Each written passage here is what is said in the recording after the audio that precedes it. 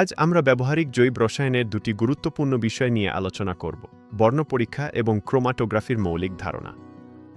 এই ভিডিওতে আমরা বিভিন্ন জৈব যৌগের শনাক্তকরণ এবং পৃথকীকরণের কৌশলগুলি অন্বেষণ করব। প্রথমে আমরা কিছু সাধারণ বর্ণ পরীক্ষা দেখব যা কার্যকরী গ্রুপ শনাক্ত করতে সাহায্য করে। 2-4 ডেন্থ পরীক্ষা কার্বনিল যৌগ যেমন অ্যালডিহাইড এবং কিটোন শনাক্ত করতে ব্যবহৃত হয়, যা কমলা বা হলুদ অধক্ষেপ তৈরি করে। টলেন্স পরীক্ষা অ্যালডিহাইড শনাক্ত করে, যেখানে একটি উজ্জ্বল রৌপ্য দর্পণ তৈরি হয়। ফেলিং পরীক্ষা অ্যালডিহাইড শনাক্তকরণের জন্য ব্যবহৃত হয়, যা একটি ইটের মতো লালক্ষীয় অধক্ষেপ তৈরি করে।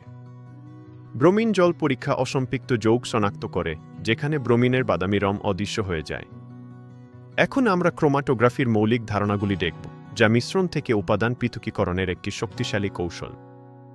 ক্রোমাটোগ্রাফিতে একটি স্থির দশা এবং একটি সচল দশা থাকে, যা নমুনার উপাদানগুলিকে পৃথক করে। টিএলসি বা পেপার ক্রোমাটোগ্রাফিতে বিভিন্ন উপাদান বিভিন্ন গতিতে ভ্রমণ করে, যার ফলে তারা পৃথক হয়ে যায়। এই পৃথকীকরণকে রফমান দ্বারা পরিমাপ করা হয়, যা প্রতিটি উপাদানের জন্য অনন্য।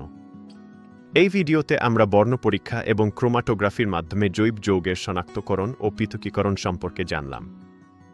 এই কৌশলগুলি ব্যবহারিক রসায়নে অপরিহার্য এবং গবেষণায় গুরুত্বপূর্ণ ভূমিকা পালন করে।